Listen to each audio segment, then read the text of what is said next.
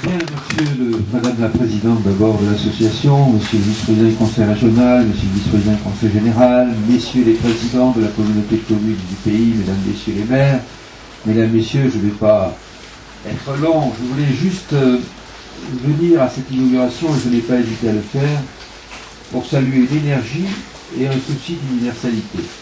Une énergie d'abord, je vous entendrai à la fin de votre propos dire nous avançons pas à pas, mais ce sont des pas rapides, Madame la Présidente. En 2006, vous créez ce potager qui est à la fois renoue avec une tradition historique depuis le Moyen-Âge jusqu'au XVIIIe siècle. Tous les châteaux, on a un magnifique exemple dans le château Louis XIII, dans ce beau village de Vaudéville, tous les châteaux avaient un potager, un étang ou un bassin pour les vendredis manger du poisson. Et d'avoir renoué en 2006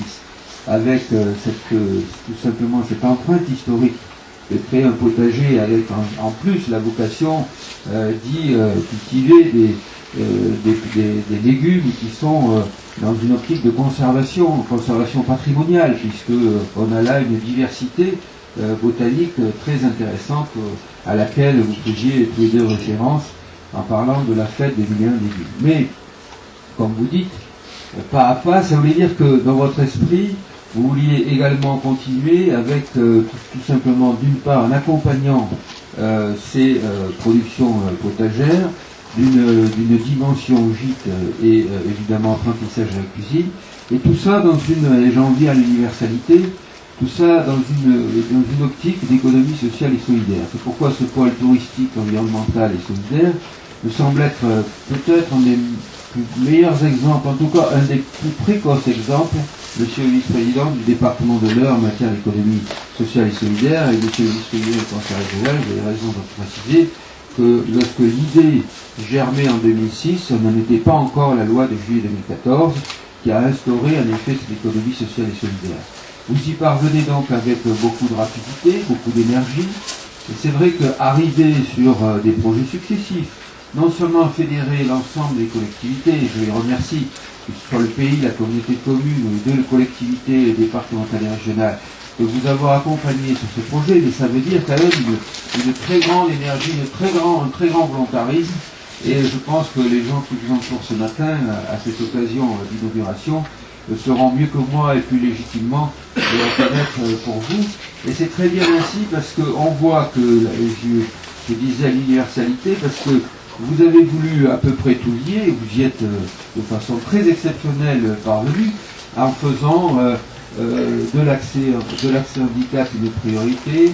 de l'accès à l'économie d'énergie une priorité, ce qui explique d'ailleurs l'accompagnement de l'ADEME, de la cohérence entre le potager et le gîte, du souci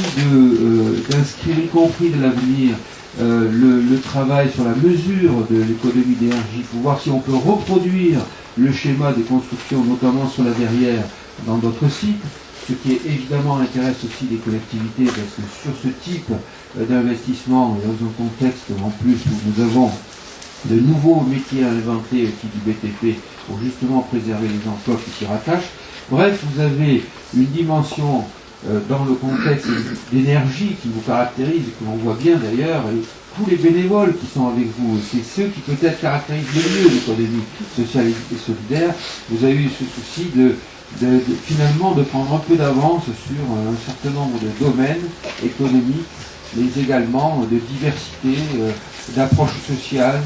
jusque dans l'épargne, comme vous l'avez précisé, parce que si, Monsieur le Président disait, il y a 80% de l'aide publique, les 20%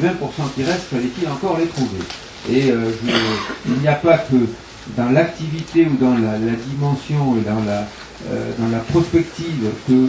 l'économie sociale et solidaire a été dans vos pensées, mais également dans la recherche d'épargne pour tout simplement financer le projet. Donc, je ne vous voyais pas être absent ce matin pour à la fois saluer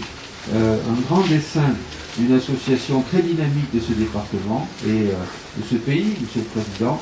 et également pour vous dire combien, dans un contexte nécessaire d'économie sociale et solidaire, vous avez su associer pas à pas, comme vous dites, mais je le répète rapide,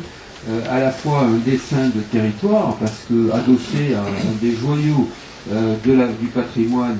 de l'époque de Louis XIII, vous avez su adosser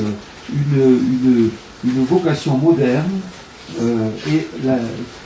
le lier à un destin, je parlais de dessin vous concernant, mais un destin patrimonial qui est aujourd'hui inscrit comme monument historique et qui va le rester bien entendu, puisque c'est sans doute un des plus beaux